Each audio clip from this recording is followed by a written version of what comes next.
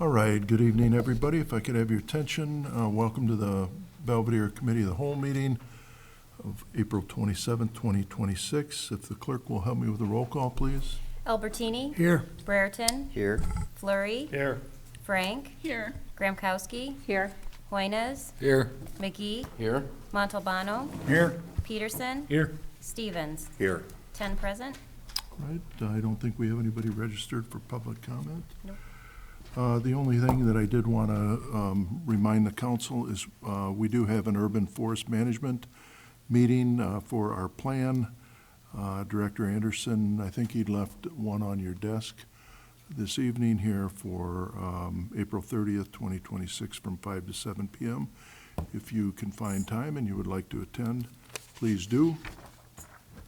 And also, I think we were in hopes of a little update on well number 5 and well number 7. I think well number 5 maybe was that, did that get, Director Anderson, did that get put back today or?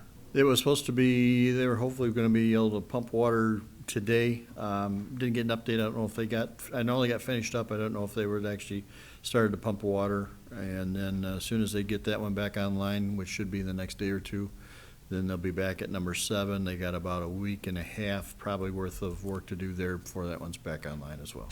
Okay. So progress is being made.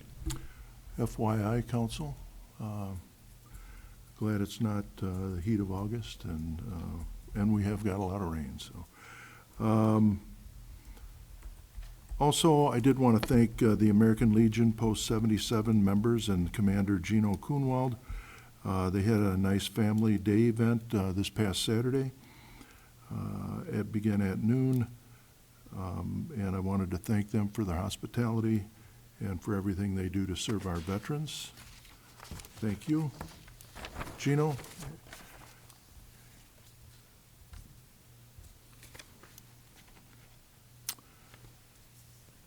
And flipping the page, reports of officers, boards, and special committees. We have none. Item 2, public safety, new business. Item A, police department update. Chief Woody, good evening. Good evening, Mayor. Thank you very much. Since my last report in March, the Fire and Police Commission met, heard some reports from the police department, and ultimately terminated officers Raymond and Sampson.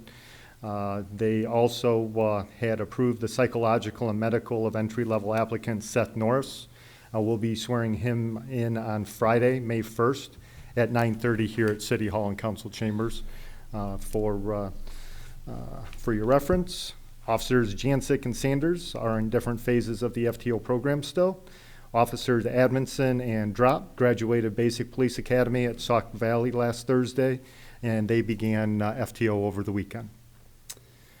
We have an entry-level eligibility list of 9 entry-level applicants.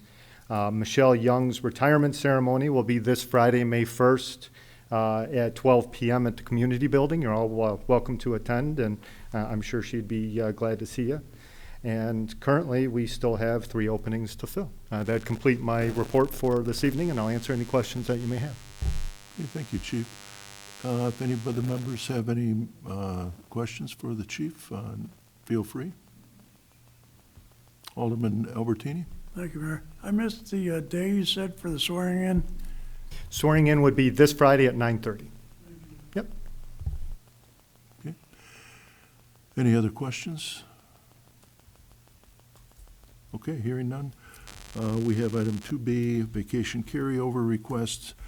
In your packet was a memo from our Belvedere Police Department, attention regarding Officer Austin Smaha with a vacation carryover request. Chief? Thanks again, Mayor. So if you turn to the memo in your packet, Police Department will be requesting to carry over 15 and a half hours of vacation for Officer Austin Smaha. He's fresh off FTO and was assigned to a shift, unable to take those hours off due to lack of opportunity due to already scheduled vacation from his shift mates. So I would request a motion to carry over 15 and a half hours of vacation for Officer Austin Smaha. If I could have a motion to that effect. Motion by Alderman Fleury, second by Alderman Peterson. Thank you both. Any questions regarding the motion on the floor? Hearing none, all those in favor, please say aye. Aye. If there are any opposed? Okay, motion passed, thank you. Item 2C, in your packet was a memo from Chief Woody dated April 27, 2026, regarding firearm equipment purchase. Chief? Thanks again, Mayor. March 2025, City Council approved the Police Department's request to purchase new handguns based on several factors listed at the time of that request. The intent of the purchase was to incrementally transition from our current Glock Model 21 45 caliber handguns to the Glock Model 45 9mm. As part of the transition, the council also approved an ordinance to sell our current handguns to an FFL or Federal Firearms Licensee, ultimately RSM Firearms or Belvedere Police Officer. To date, the city has received $4,434 from the sale of 17 Glock 21 handguns and accessories. So far, the police department has purchased 16 of the 43 Glock 45 9mm handguns and have begun distributing them to the SWAT team, supervisors, and newer officers. We would respectfully request using the money the city has received from the sale of the Glock Model 21 handguns to be able to equip more officers faster. Those funds would allow our department to purchase 4 additional Glock Model 45 9mm handguns with red dot sights and tack lights, which provides more officers with better equipment and technology as explained in our original request. The quote from Keesler's Police Supply in the amount of $3,989.20 is attached for your reference. I would request a motion to authorize the purchase of 4 Glock Model 45 handguns, aim point red dot sights, and tack lights from Keesler Police Supply in the amount of $3,989.20 to be paid for from the sale of previously issued Glock Model 21 handguns and accessories. All right, if I could have a motion to that effect. Motion by Alderman Peterson, second by Alderwoman Gramkowski. Thank you both. Any questions regarding the motion on the floor? Alderman Peterson? Good Thanks, evening. Mayor. Chief, last year when we went through this, I know Keesler's was way cheaper than even the second bid. Is that still the case now? Do you know, this is gonna be as good as we're gonna find on these, isn't it? Yeah, when I did the research last time after our first inquiry, Keesler's was not only the lowest, but they were going to be the ones that were able to actually get the Glock Model 45. It seems like this was a newer model for Glock and wasn't something that was readily available, especially at dealer pricing. Thanks. Okay. Thank you. Any other questions regarding the motion on the floor? Hearing none, all those in favor of the motion will signify by saying aye. Aye. And if there's any opposed? All right, motion passed, thank you. Item 2D, authorization to purchase ProTech Impact P1 vest plates. In your packet was a memo from Chief Woody dated 4/27/26 regarding that purchase, Chief. Thanks again, Mayor. If you would turn to the memo. As requested in our FY27 budget approved by City Council, the Belvedere Police Department is requesting authorization to proceed with the purchase of 44 new Safariland ProTech Impact P1 vest plates listed below. Safariland vest plates are to be purchased from Strikers of Milwaukee, Wisconsin. I would request a motion to authorize the purchase of 44 Safariland ProTech Impact P1 vest plates in the amount of $21,996 to be paid for from the Belvedere Police Department Capital Fund line item. All right, if I could have a motion to that effect. Motion by Alderman Stevens, second by Alderman Montalbano. Thank you both. Any questions regarding the motion on the floor regarding that? Alderman Peterson? I do, Mayor, thanks. Chief, is there a secondary market then for the used ones, or is there anything even that can be done with the used equipment on these? You know, it would be similar to older ballistic vests. departments that may not necessarily be able to afford to have this type of equipment already. That the problem we run into is we've had these older plates so long that there's no longer any warranty attached to them, which tends to be the big draw behind them. Because if something happens and somebody gets injured, there's a high-value warranty that the company will honor. After the warranty expires, ultimately, they no longer guarantee that the plate and/or vest is going to provide the same amount of protection. But absent that, no, there typically isn't. Plus, the vest or the plates that we're going to be replacing are significantly heavier than the ones we're currently going to. So that too is going to be a consideration if somebody else wants these. But ultimately, that would be the market, would be a department that probably is couldn't otherwise afford something that is going to provide, up-to-date protection and be lighter to carry. You won't see it at a gun store then, a gun shop, and in the secondary tactical equipment then? That's not something we've researched, but we can look into it.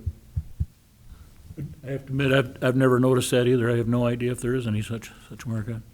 Yeah, we've had these current plates for so long, we haven't actually rotated any out. So that's something that ultimately we've never actually looked into. Okay, thank you. Chief, with that being said, what would we do? What would we do with them? I mean, what would your plans be to do with the old ones? Probably very similar to what we do with our current vests, use them for demonstration on the range to see what type of actual protection they offer in different circumstances, like in vehicles, through walls, windows, the type of deflection that it could sustain. For example, one of the things you wouldn't necessarily think about would be the fragments that actually a round will give off once it impacts a plate like that. We can put it underneath a mannequin head, and that could demonstrate and show some of our more experienced and/or newer officers just exactly what that what effect it can have if they're actually shot. Okay. Thank you. Alderman Peterson? Thanks again, Mayor. It couldn't be more timely based on the shooting in Washington Saturday night. Yeah. What a tragedy. All right, if there's any other comments regarding the motion on the floor. Okay, hearing none, all those in favor of the motion, please signify by saying aye. Aye. If there are any opposed? All right, motion passed. Thank you. And we have item E, 2E.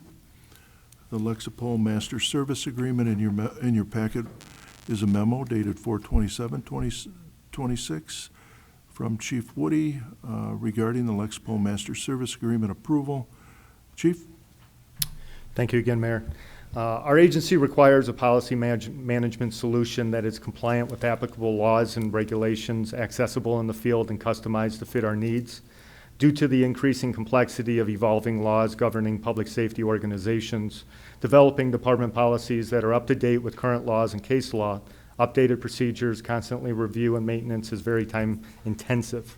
Lexipol's policies and training solution will provide us with the comprehensive, cost-effective approach to policy management. Attached, you will find additional information outlining just that.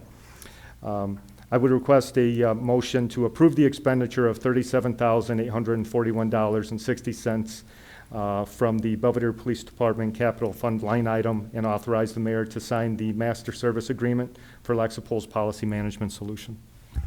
Okay, thank you, Chief. If I could have a motion to that effect, please. Motion by Alderman Montalbano, second by Alderman Stevens. Thank you both. Any questions, any comments regarding that? I think Alderwoman Frank, go ahead. Okay, thank you, Mayor.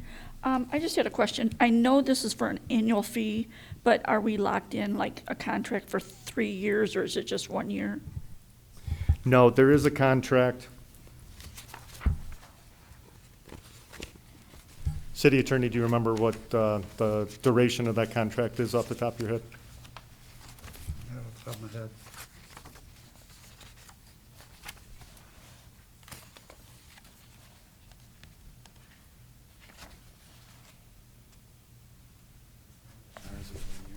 Yeah, it would be a yearly subscription, but to note, the $37,000 is not going to be the reoccurring cost.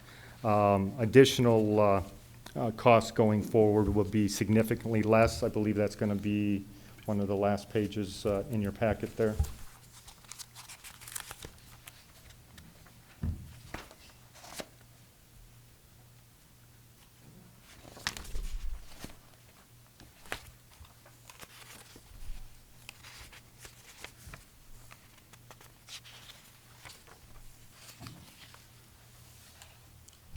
Or one of the middle pages. The ongoing costs, because the full implementation for that first year is in excess of $20,000. And what that consists of is they will go through our 100-plus policies and write them specifically with our input and recommendations to tailor them to our department. And then ultimately, once that's established, the ongoing reoccurring cost will be in the ballpark of $16,973. Thank you. Okay, thank you. Alderman Peterson? I think then that partially answers the question I was going to ask about, excuse me, about our history with them. And so this would be an initial agreement with them. Are we doing anything comparably now with another provider or no? No, historically, we've always done our own policies. When I was first introduced to the police department, my understanding was they appropriated policies from a regional police department and integrated them to our department. And since then, anytime that there were changes that were necessary, we've always done them in-house. And I can tell you firsthand that it is time intensive. When I was first appointed chief, we went through and revamped all of our policies at the time, and we didn't have as many as we do now. And me and both of my deputy chiefs, it literally took us the better part of 2 years. In your view, is Lexipol one of the better providers of this kind of service then?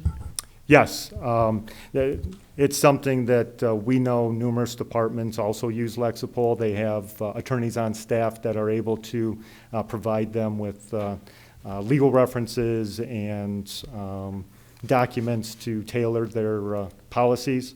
I know our current fire department also uses Lexipol. One of the benefits of that is we'll actually get an additional 10% reduction in cost because both departments are going to be using Lexipol. Okay, thank you.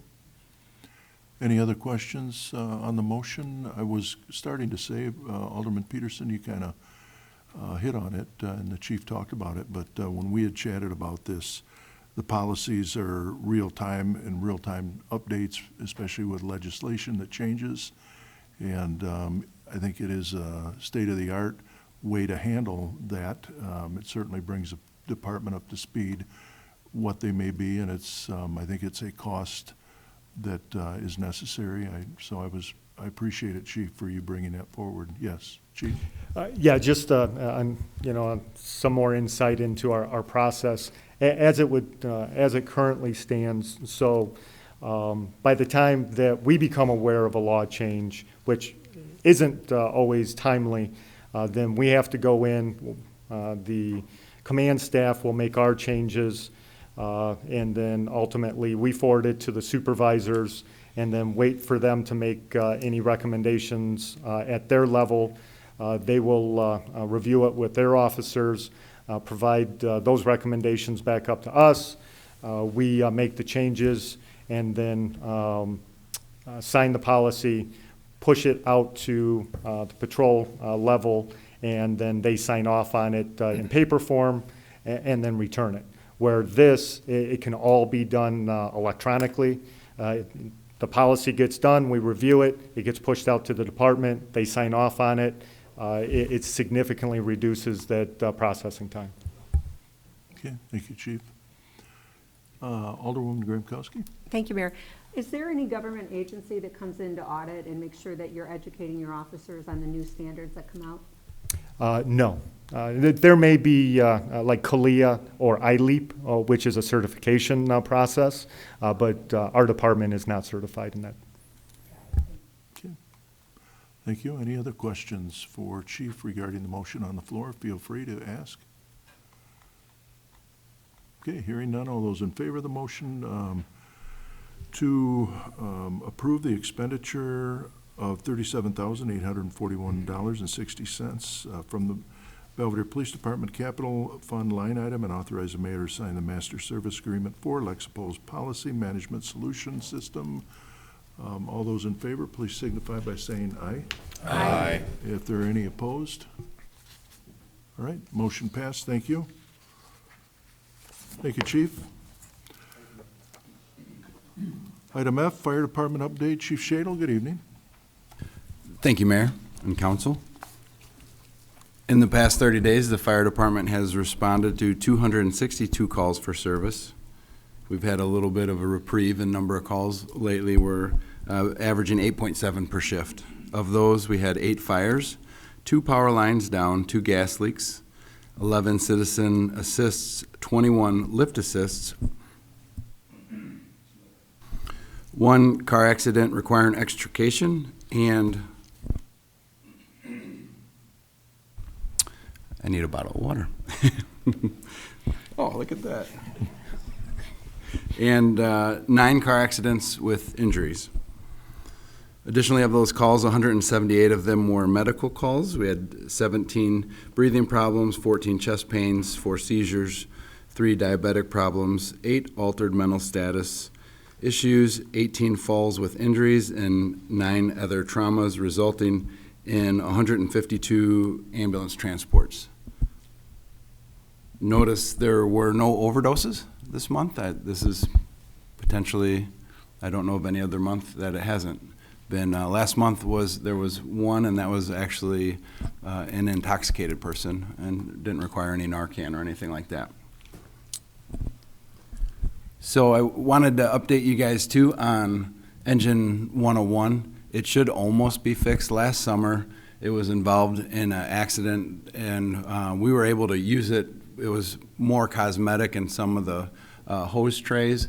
We were actually struck by a car when we had the intersection was clear. We were responding to an incident, and we had the right of way, and then a car that one engine passed, and then they thought it was clear, but we have both engines. It was a fire alarm, so both engines were going. The car pulled into and hit the side of our new engine 101. And so this was last summer. It's been getting repaired. It is expected to take 2 months, which it's almost 2 months in. The reason that I brought this up, someone had asked a question on the website, and it made sense. You know, why are you guys using 150 so much? Why am I seeing the large ladder truck going through town? That's why that is. And so it should be repaired and 100% ready to go soon. Lastly, I wanted to just a quick highlight for Lieutenant Travis Tangy. He's our training coordinator, and he is ultimately responsible for not only maintaining all of our certifications, but the level of service that we provide, which I think you can see from most incidents when we're tested, we've done incredibly well, and a lot of that is due to the training that he provides or sets up for our department. So on every single day except for Christmas, Easter, and a couple other holidays, we have defined training. We have lesson plans that's on our calendar. It's all tracked in our training program.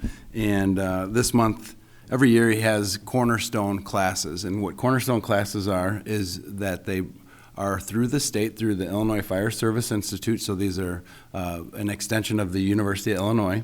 And these instructors will come and will host a class, and he does it 3 days in a row. So our crews get trained on duty, but then it's opened up to other area departments, and sometimes we'll have up to 20 other people in our training room from area departments getting trained. I wanted to highlight that. Just he has one coming up this weekend, Fire Ground Communications, Size Up and Initial Tactical Considerations.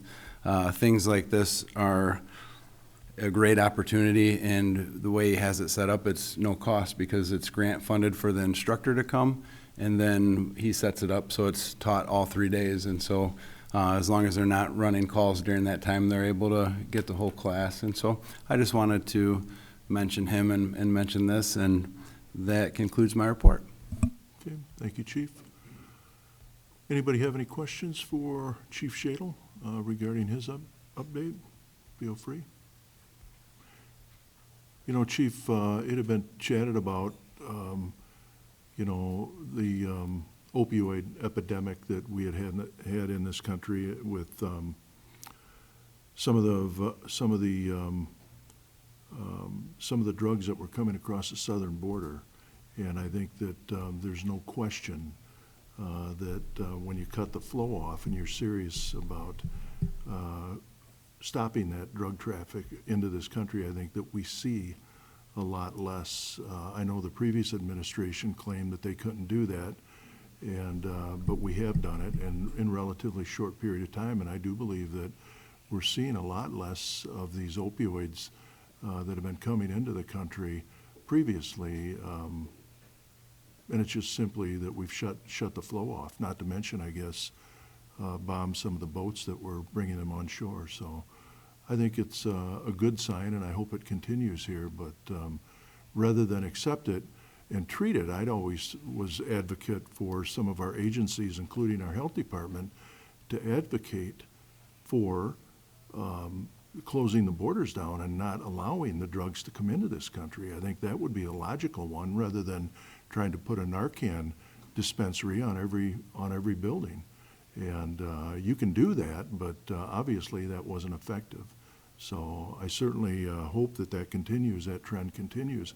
And it is important because a lot of children are affected by that, and sometimes you only get one chance at it, and it can cost a life. And although we have Narcan on all of our police officers, our fire department, and we're able to respond, sometimes that isn't effective, that isn't the case, and we're not successful. So I think that has a lot to do with it, and I appreciate all your efforts. So keep us posted on that. Let us see how that trend goes. I'll be interested to see, but I have no doubt if you simply cut off the supply, then that's your benefit. Yep, and it's actually part of the new reporting system. The nearest has that category, and so you'll see it each month. And I was definitely glad to see it go from a small volume to none. It very well may be the first month that we haven't had any, so I'm just thankful for it. Thank you, Chief. Any questions, any other questions or comments for Chief Shadle? All right, moving on. Item G. In your packet is a memo from Chief Shadle dated 4/16 of 2026 regarding approval of Third Amendment to EMS Staffing and Ambulance Vehicle Agreement with Metro Paramedic Services, Inc. Chief? Thank you, Mayor. We've all seen this 2 other times. This is our third amendment to this agreement. Basically, we have a 5-year agreement with Metro Paramedic Services, and then as part of that agreement, they say that they will amend the price each year to be no greater than 3% increase. And so that's what we're seeing again this year is a 3% increase, and this amendment just states that. The only thing that is new that we haven't seen in the past is they actually adjusted the hourly rate as well this time for, say, we hire back for a special event or medical standby coverage or something else, something outside of the contract. Then that rate is now going to go from $47.37 an hour to $51.76 an hour. The rest of the Third Amendment's standard and usual that we've seen the other times. This is beginning the 4th of our 5th year of the agreement on May 1. Be happy to answer any questions. Okay. Could I get a motion? And the motion should be motion to approve Third Amendment to the EMS Staffing and Ambulance Vehicles Agreement with Metro Paramedic Services, Inc., and authorize the mayor to execute the agreement on behalf of the city. If I could have a motion to that effect. Motion by Alderman Peterson, second by Alderman Stevens. Thank you. Any questions regarding the motion? I think it is, we can see how far we've came in the last 4 years, because when Lifeline did this, we didn't really realize what a cost savings arrangement that we had, but we've always thought nobody can do this forever for free, especially if you're losing money and it's really expensive to operate. But it's a necessity, and it's one of those, it's not a want, it's a need. And so I think it has been real seamless. I know, Chief, you worked very, very hard on getting this wrapped up, along with Shannon initially, and Sarah as well, so to make this work. But it's an expensive proposition, but it's necessary, and I appreciate your leadership on it. Without it, we wouldn't have been able to even begin to crawl, let alone we're actually running, so appreciate it. So we have that motion on the floor. If there are no other questions regarding the motion, all those in favor, please signify by saying aye. Aye. And if there are any opposed? All right, motion passed, thank you. And item 2H, again, in your packet is a memo from Chief Shadle dated April 22nd, 2026, request to purchase SCBA fill station for Station 2. Chief? Thanks again, Mayor. This is a request for part of a system to refill our air packs. The SCBA is the self-contained breathing apparatus that the firefighters use anytime that they're operating in IDLH in smoke or heat. They would use it in a carbon monoxide alarm if the levels were over 35 ppm. And anytime that there's any compromise to the breathing air and they got to perform a rescue or something, they wear our air packs. Now, as part of our daily checks, our air packs are checked, and that involves opening and turning the air pack on. So it loses a little bit of air, and over time, the air needs to be refilled. And then additionally, anytime we train on it, or anytime we have an actual incident, we need to refill them. Right now we have a fill station at Station 1, and we used to be able to fill our bottles until 2017. We had a air cascade. Well, within our truck we had a 4-bottle cascade and filling station, and in 2017 we sold that vehicle, and we never were able to do anything about the filling. We just made do, and everything would be taken to Station 1 to fill. 2% felt so strongly about this that they are contributing and paying for the more expensive half of this, which is the compressor system, which is $40,000. So they said that they would be able to allocate that money to it, and I said, well, I'll see what I can do about the cascade portion, and so we budgeted for it in the capital budget for FY27, but we also, I applied for 2 grants for this, and unfortunately didn't receive either of those. There's a General Mills hometown grant and a Firehouse Subs equipment grant that were applied for in hopes of offsetting this cost. Unfortunately, we weren't able to secure grant funding, so I'm requesting to utilize the budgeted capital funds for this project. So I'm looking for a motion to purchase the fill station portion of the breathing air system for Station 2 in the amount of $16,545 to be purchased with capital funds.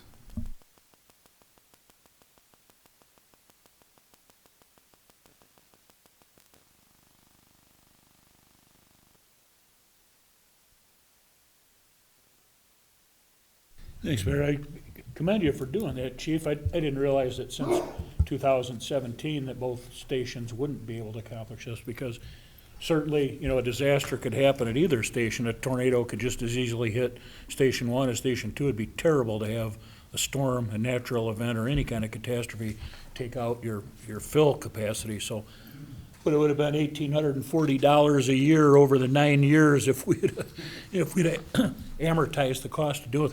So I'm glad you're doing it. Okay, thank you. Any other comments, any questions regarding the motion on the floor? before we vote?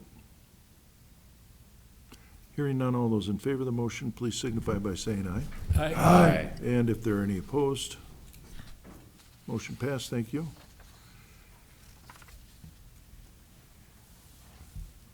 Thank you, Chief.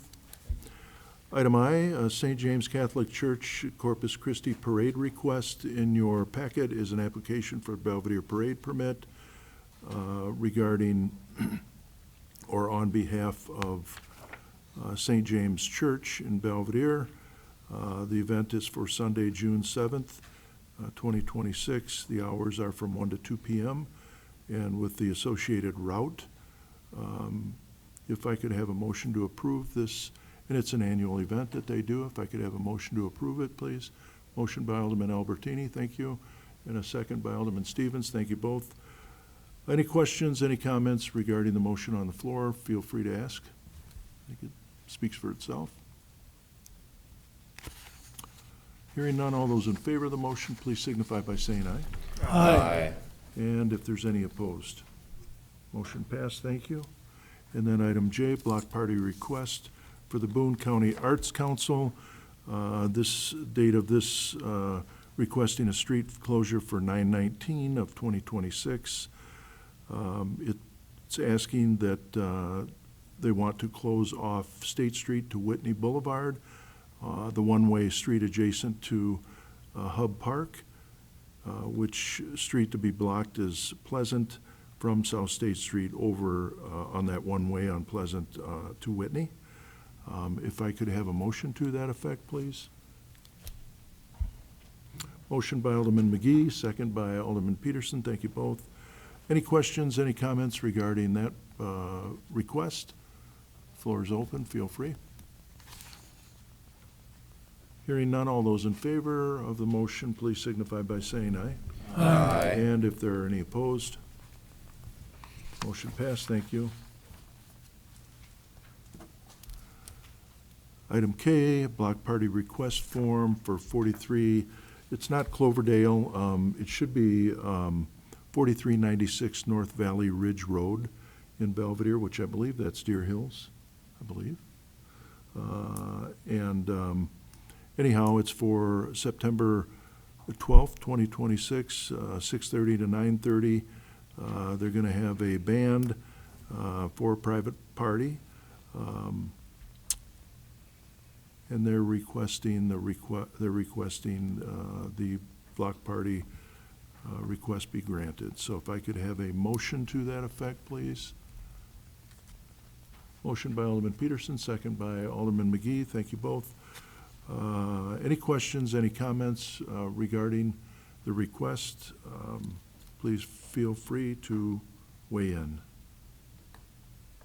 Sounds like the residents nearby have been notified of the request. I'm sorry. Nope. Anyhow, question? Alderwoman Frank. Thank you, Mayor. I'm not familiar with this street, so is this, do you know what ward this is? Looks like Ward 5, I guess. I guess it's Farmington then. I was mistaken. 3, I'm sorry. Ward 3, yes. Okay, that's my word. The reason I ask is sometimes the sound carries and a lot of complaints. Are we for sure they're gonna shut it off at 9:30? Shut the loud music off? Yeah, we're sure. Just for clarification, North Valley, it's out on Deer Hills subdivision. It's just down the street from our new well house, or new well number 10. Thank you. The city attorney distracted me. I knew that it was Deer Hills. It shows up though as being Farmington. Are you looking at Cloverdale or are you looking at North Ridge? North Valley Ridge Road. Yeah, it's up in, it's close to our well number 10. Thank you. Okay. It's actually a year, but it's not really a year. I didn't want to go into all that. Okay. Okay. I think we're clear on that, but thank you. For the clarification. All right. So yes, answer to your question, yes. Doesn't matter where it's at, right? Okay. All right. Yeah, if there's no other questions or comments, all those in favor of the motion on the floor, please say aye. Aye. And if there are any opposed? All right. Motion passed, thank you. Item 3, we have finance and personnel unfinished business. We have none. Item 4, finance and personnel new business. Item A, finance department update. Director Turnipseed, good evening. Good evening. Just a brief update. Fiscal year is nearing its close, and our auditors will be on site May 4th through the 5th to begin the annual audit process. At that time, council members will receive a letter regarding the audit, including a questionnaire that will need to be completed and returned. I am also continuing to monitor our sales tax revenue closely, since we are no longer receiving the grocery tax. I did compare January through March of last year to the same period here in fiscal year 26. Our revenues are almost exactly the same as last year, which indicates the loss of the grocery tax has been offset probably by overall spending levels. And if consumer spending remains strong, we should expect the sales tax revenue to stay stable. And that concludes my report. All righty. Thank you for that. Certainly appreciate it, and thank you to the council for not going after that grocery tax. I think whenever the state decided to do that, I thought it was disingenuous at best, because they were going to allow the communities, the local communities, to go ahead and implement it within a certain period of time. And that way, I guess they could say, well, we did this, but they did that. And I think any of the groceries that are taxed, those are essentials. It doesn't probably get any more essential to me than somebody being able to eat or buy groceries. So I appreciate the council, and I appreciate them going out and taking a chance that we would be able to work, that this would work for the city of Belvedere, and it has. I think we may have been the only community locally that did that, maybe Roscoe, but I think Belvedere was one of the few, so at least in this area. So anyhow, certainly appreciate that. Any questions for Director Turnipseed? The floor is open still. Feel free to ask her. I know she can answer it, whatever it may be. Okay. Thank you, Sarah. Moving on, item 5, other unfinished business. We have none. Item 6, other new business. A, Walmart Spark Good Grant. In your packet was a memo dated April 13th, 2026 from Community Development Planner Gina Delrose regarding the Walmart's Speak Good Grant. I'll just read it. Walmart offers 3 different ways to give back to the community through the Spark Good system. The city of Belvedere has previously been awarded grant funds to help with Heritage Days through the local facility giving program. The manager, Tammy Taylor of the Belvedere Walmart, works closely with staff to get requests for funding submitted and approved.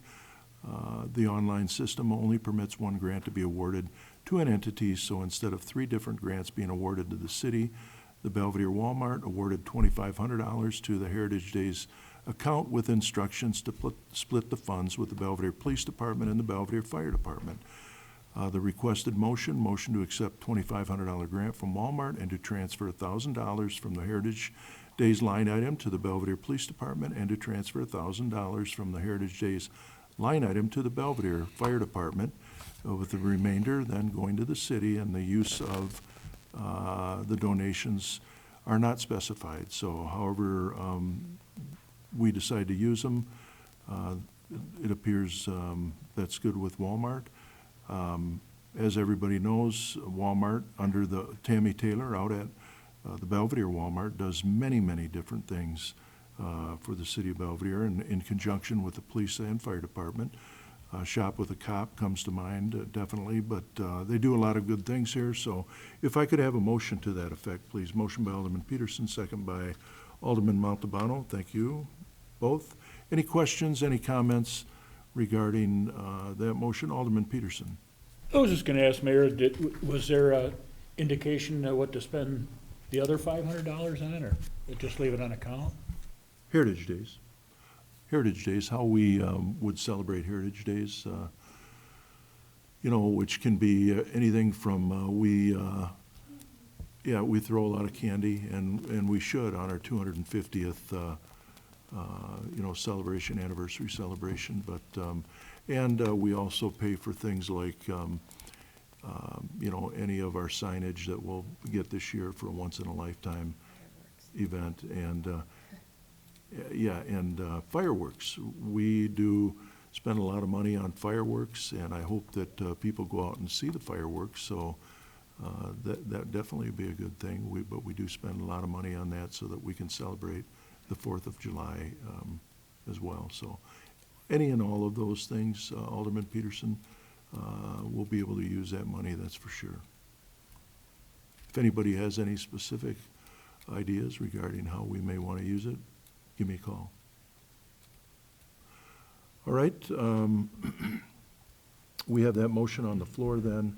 If there's any other questions, try and answer them. Hearing none, all those in favor, please say aye. Aye. And if there are any opposed? Thank you. Thank you again to Tammy with Walmart.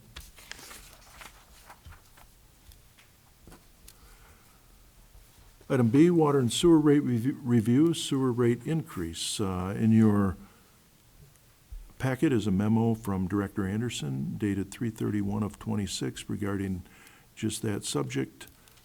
Director Anderson?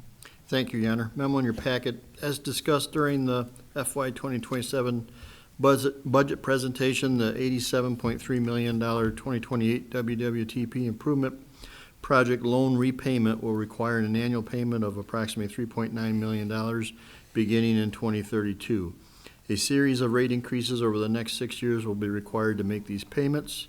In order to meet the current and future obligations, I would recommend an initial increase of 52 cents to the sewer rate, effective May 1st, 2026, with annual increases over the next 5 years based on then current conditions to generate the required revenue.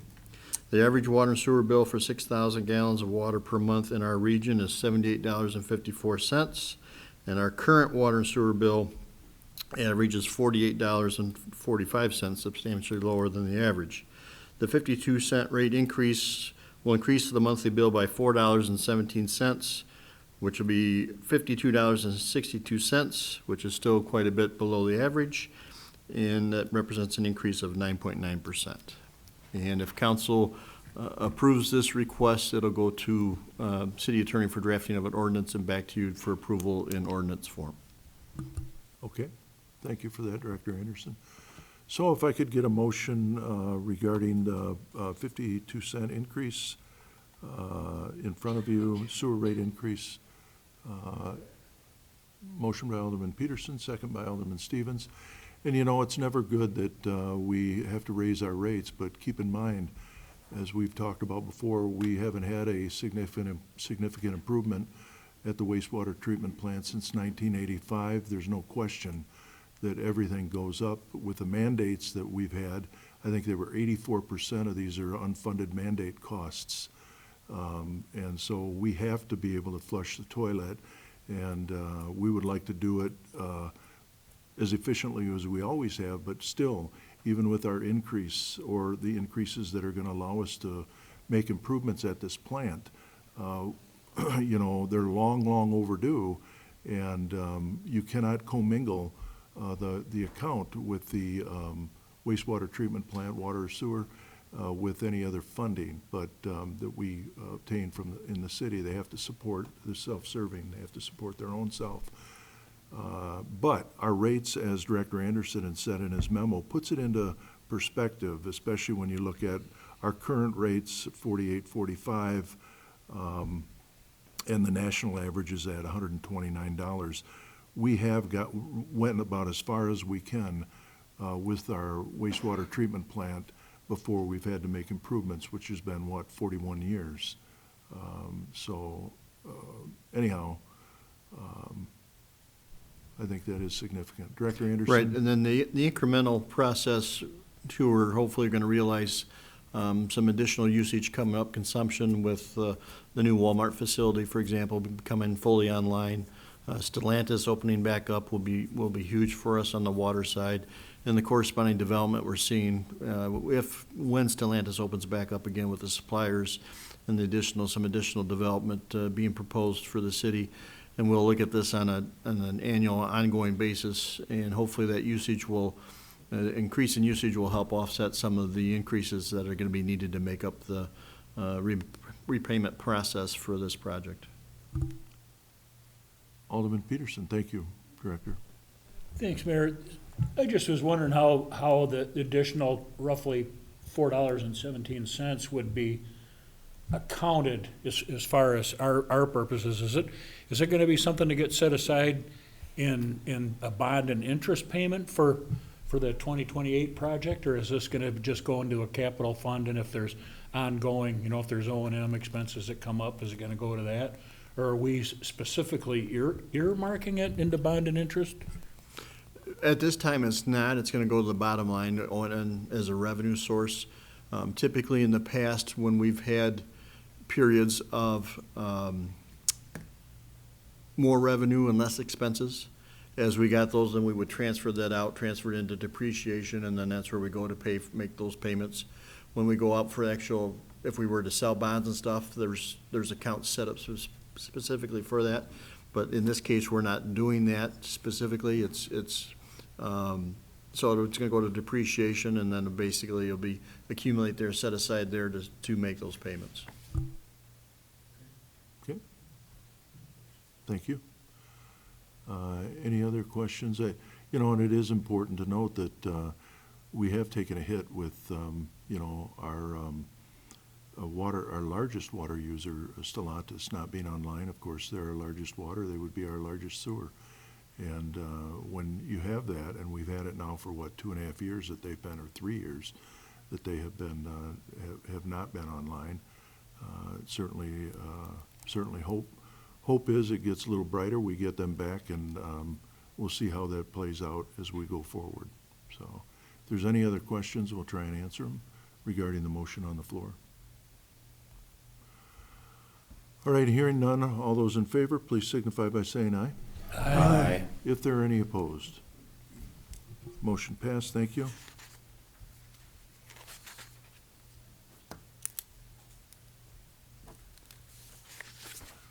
Item 6C, Appleton Road Grade Separation Project, preliminary engineering and environmental review. In your packet is a memo from Director Anderson dated 4/22 of 26 regarding the Appleton Road Grade Separation Project. Do have a little bit more information on that this evening too, regarding the preliminary engineering and environmental review. Director?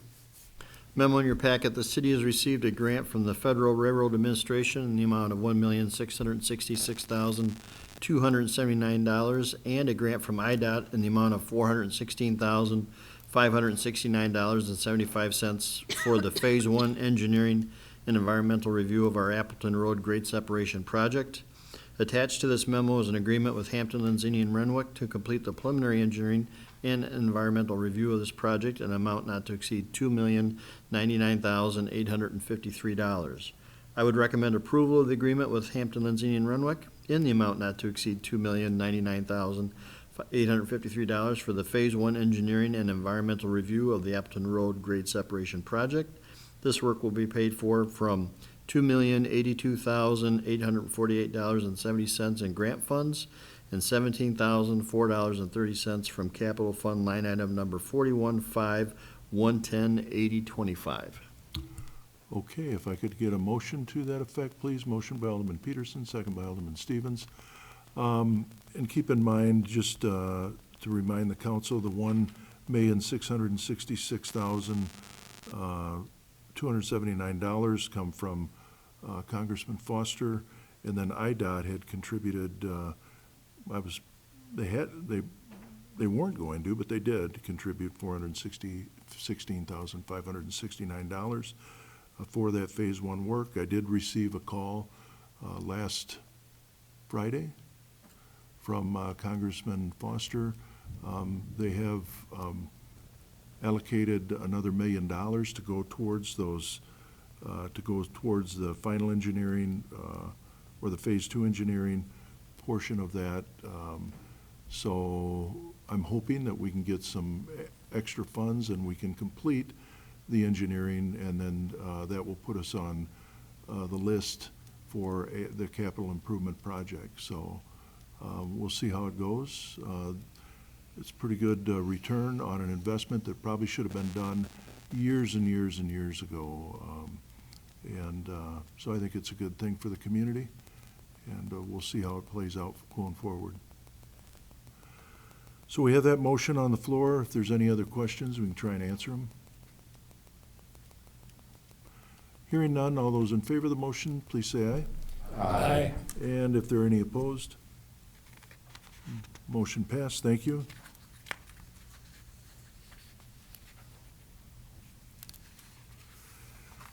And item 6D, U.S. Department of Transportation, a notice of funding opportunity, Consolidated Rail Infrastructure and Safety Improvements Program, known as CREASY, in your packet from Director Anderson, dated 4/22 of '26. Director? Thanks again, Your Honor. Memo in the packet, United States Department of Transportation has issued a notice of funding opportunity for their 2026 CREASY program. The current cost estimate to complete design engineering, Stage 2 for our grade crossing separation project is $3.5 million.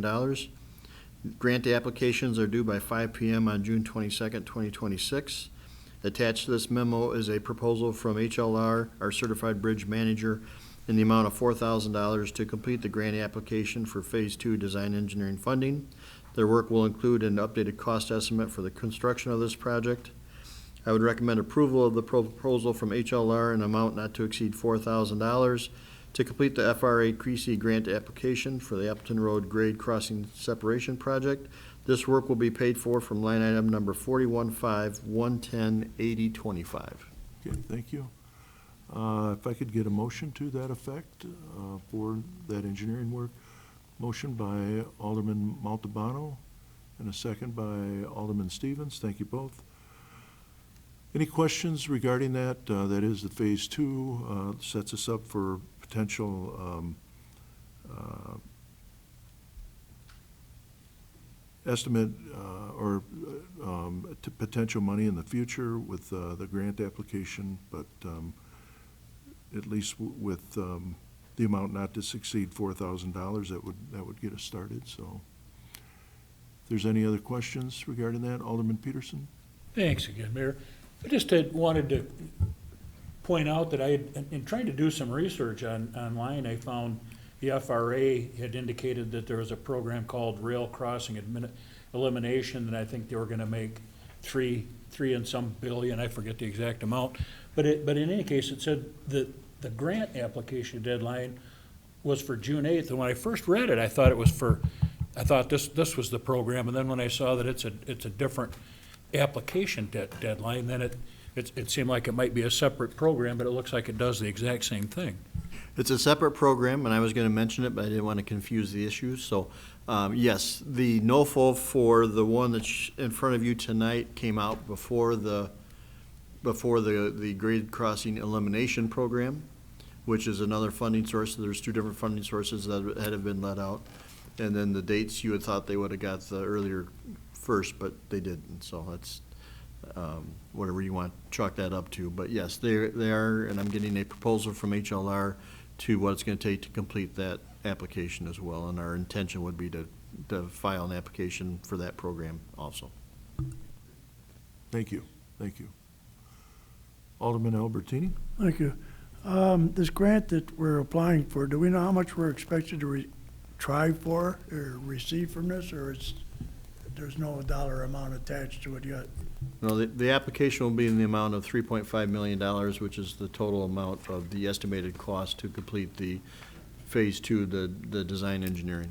As the mayor's indicated, it looks like there may be $1 million of funding made available to us. Again, if that's turns out to be correct, actually happen, that'll be FRA money, and usually that's applied to CREASY money. That's what the 1.66 that we first, in the first round, is CREASY funds. So the grant request for our Creasy money that's before you currently may be adjusted depending on that allotment that's accounted for, and then likewise, when we actually apply for what we could be awarded, may be changed. But the intent of the application for both of these will be $3.5 million. Okay, thank you, Brent. Thank you. And if we can, if we can get these, then, and I had always been told that if we get the engineering, the funding for the engineering, if we get the engineering study, all the engineering work completed, then at least at that time, the projects that were approved, it was 15 out of 15 that were approved. So I would say we're pretty good shape to be able to get the project then. It won't definitely be in the very near future. I would imagine it would be quite a few years off, but at least we would be on the radar for any of that potential funding for the project.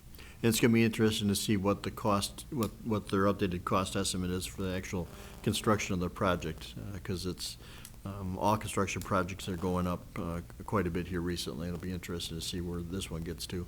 The original, when we first started this process, the design engineering was estimated to be $3 million. Now we're up to $3.5 million, as an example, so. Mhm.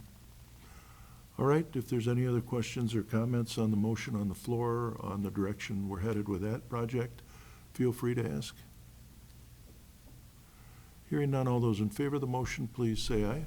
Aye. And if there's any opposed? Motion passed, thank you.